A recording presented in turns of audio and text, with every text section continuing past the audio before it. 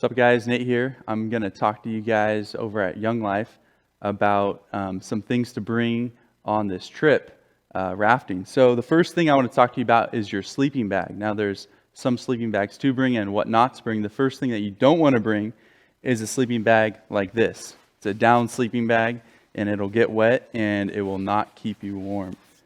But a sleeping bag that you can bring is a synthetic one, just like this one right here. So this sleeping bag, and you might want to bring a mosquito net too, those are always helpful.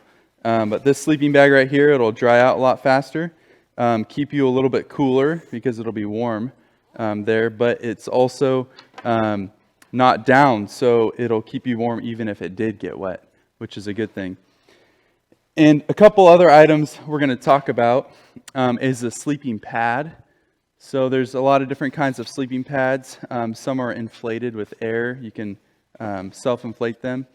This one right here is just a pretty flexible material, pretty soft. It's good for you. You know, if you're sleeping on a river, there's probably be a lot of rocks, sand, different things like that. But this pad will help you so you'll actually be able to fall asleep. Now, I've slept multiple times on ground without a pad before, and you don't sleep so great. It takes a while to get used to it. And this also keeps you warm because it keeps the temperature from going up in your sleeping bag as well. So those are two important things to bring. Now the third one is probably my favorite. When I was in Indonesia, this is my favorite thing that I brought with me when I was in the jungle everywhere. It wasn't a machete or a whatever else you could have brought, but it was my tarp. So this tarp right here, you can use as a blanket, you can use as a rain cover, you can use to gather water, a lot of different things, but this is really valuable because if it does rain, you could throw it over your sleeping bag, your sleeping pad, your backpack, whatever else you have, and it also keeps your warmth in as well. A lot of things you can do with this. So these are three things I recommend you bring. An optional thing also is a little backpacking pillow.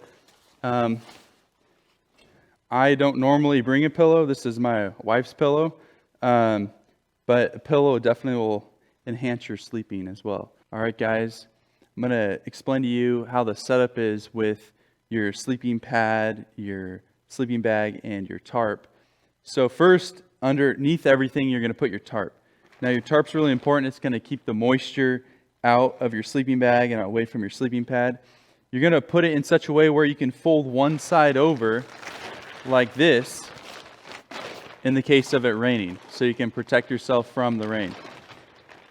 Now your pad is then next. You're going to want your pad up here, and you're going to want to lay all of this down on a level surface also. And if you can't find a level surface, you want your feet pointed downhill and your head pointed uphill, so you don't slide out or roll sideways of your bag. And then your sleeping bag's on top right after that.